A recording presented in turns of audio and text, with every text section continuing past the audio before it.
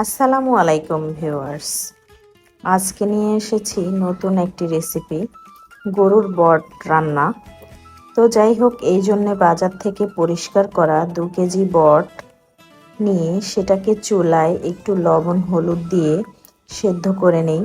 তারপর এটাকে ছোট ছোট করে কেটে আরও কয়েকবার ধুয়ে নিই। এখন আমি কড়াইয়ে বেশি পরিমাণে পেঁয়াজ এবং টমেটো কুচি দিয়ে তার উপর একটু লবণ আদা রসুন বাটা দিয়ে কষিয়ে সেখানে পরিমাণ মতো গুঁড়ো মশলা দিয়ে দিই। তারপর কষানো হয়ে গেলে সেখানে আমি দিয়ে দেই গরুর বটটা।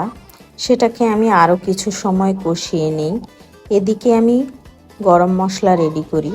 সেই জন্য তেজপাতা, লং, এলাচ, দারচিনি সব কিছু একটু হালকা ভেজে ব্লেন্ডারে গুঁড়ো করে সেই কষানো বটের মধ্যে দিয়ে আরও কিছু সময় এটাকে কষিয়ে নিই। তারপর এখানে আমি বেশি পরিমাণে গরম পানি দিয়ে এটাকে আমি প্রায় 1-1.5 ঘন্টার মতো রান্না করে নিই। তো রান্না প্রায় হয়ে গিয়েছে। এখন আমি এখানে কয়েকটি কাঁচামরিচ দিয়ে এটাকে চুলার আঁচ কমিয়ে আস্তে আস্তে করে নেড়ে চেড়ে ঝোলটা শুকিয়ে নিই। তো এই ছিল আমার আজকের রান্না। কেমন হয়েছে জানাবেন।